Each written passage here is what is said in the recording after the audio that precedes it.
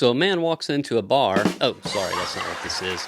Actually, today I wanted to talk a little bit about these acoustic blankets that I've got hanging on the wall here and the situation that sort of led up to my purchasing those blankets and how they've affected things in here. So if you've seen the previous video on this channel, or a couple of videos ago, I did a video about these acoustic panels that I made for this room, and they made a huge difference in the sound of the room. They definitely damped things way down. This room was almost unusable before, and that really helped a lot. But this is really only half of the room. The other half of the room is back where the camera is sitting and further back than that.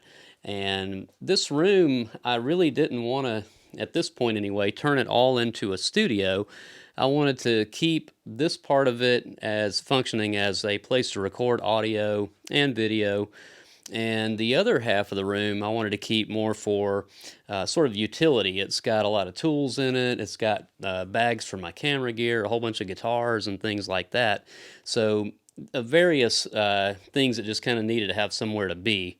So I also wanted to keep the room open because I wanted to be able to do photos long ways in here, so you can get sort of a separation of your subject, and you can kind of control the light a little better when you've got all the space.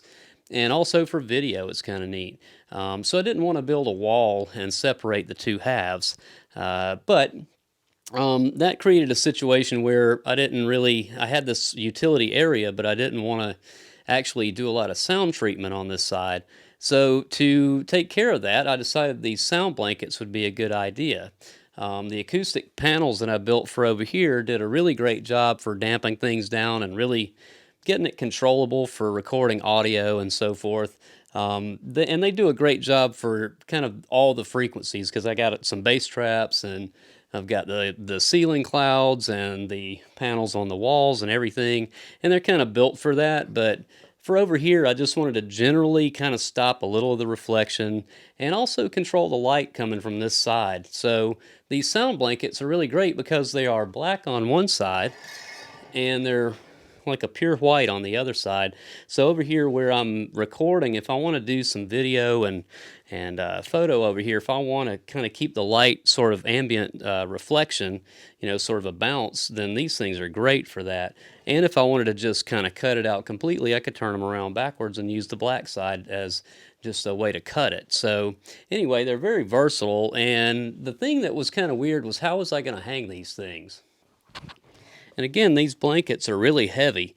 So the first thing I wanted to try for hanging them was just a series of these little hooks that I would put into the ceiling, and the eyes would just hook into that as they drop down from the ceiling. And that was a pretty effective way to do it, just if you're just going to leave them in one place. But the problem is that I don't want to keep this closed off in this fashion all the time. So I wanted something where I could get them to move one side or the other and just kind of clear a path when I need to. And originally I thought I would just use a C-stand for each blanket with casters and just kind of wheel it over that way. But that's an expensive way to hang these things in here. And if I had more C-stands, I'd probably want to use them for other things. So I decided I would actually create a curtain rod type situation and hang them across and be able to slide them across like a curtain. But again, they're very heavy, so a regular curtain rod just wouldn't do. So I decided to do this with black pipe, and that actually introduced a fun possibility, which is to always take any opportunity to use power tools.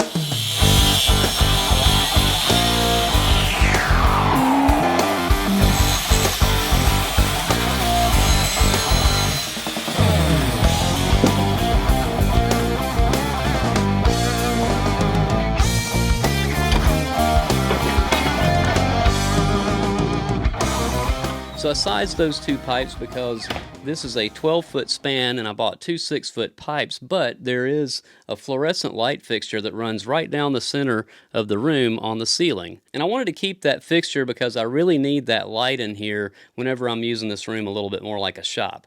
So I had to cut it to fit, so I took about 8 inches off of each of those pipes and fastened them to the ceiling, and found just some little regular curtain type hooks to hang the sound blankets with. And it works out really well. I feel like it's a really cool thing to be able to slide this open, get to the other part of the room. So that turned out to be a pretty convenient solution, and I'm pretty happy with it. But the sound blankets themselves, I do want to say that they are really excellent. I think they kind of even surpassed my expectations. They were a little bit expensive, but they're really worth it when you get down to it. They are the B72G model from a company called Vocal Booth to Go. The materials and workmanship of these blankets seems to be really good. They're pretty heavy. They feel really substantial. They got this nice little stitching along here that looks pretty cool from a distance. It kind of just gives them some height when they're hanging like this. They got some nice double stitching here to make it sturdy on the edges, and generally the color looks good. It's even, and the white's really pure on this side, so that all works out really well. There's one thing that's a little strange to me though, and that's up here. You'll see the string hanging loose. There's actually several places like this where the double stitching, where they just kind of overlapped and got a little bit loosey-goosey with it, and some of the strings are just hanging loose. It'd be easy to fix that. You just cut it off and probably just burn that string so it doesn't unravel. But it's just funny that it's such a well-made blanket and the materials are so good, but they just kind of left that detail at the end and didn't really fix it. And there's several places like that on these blankets that you would see if you were to look across the entire blanket. But all in all, they seem really well made and they're definitely effective. I really would recommend them to anybody who needs this type of sound treatment, I guess you would call it. So if you're in a situation where you need to cut off a wall, and especially if you need to control your light, you can get these with black on both sides or black on one side and white on the other like I have, which really gives you more versatility. And they make these things in lots of different sizes according to whatever needs you might have. But the thing that's kind of neat about it too is if you were in a situation where you had walls that you didn't want to really hang things on, or you needed to be able to add a little bit of sound treatment to a room that was just very temporary, these things would be a great solution for that. I wish I had them in all the apartments that I ever lived in. It would have been really handy for recording, and probably a lot of my recordings would have come out a lot better back then.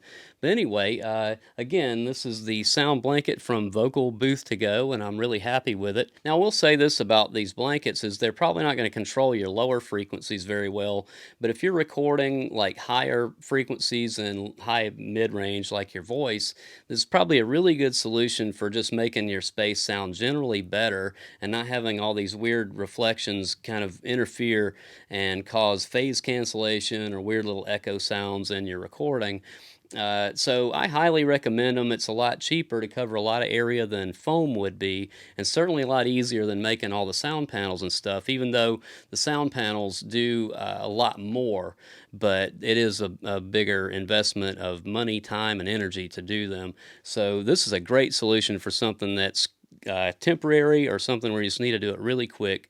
I highly recommend it, and I'd like to hear your thoughts on these or any other similar product or any type of reasonably priced or DIY type of acoustic treatments that you've had any experience with. So leave comments, questions below. I'd love to hear from you. I'll try to get back to everybody who comments with anything reasonable, and I will see you on the next one.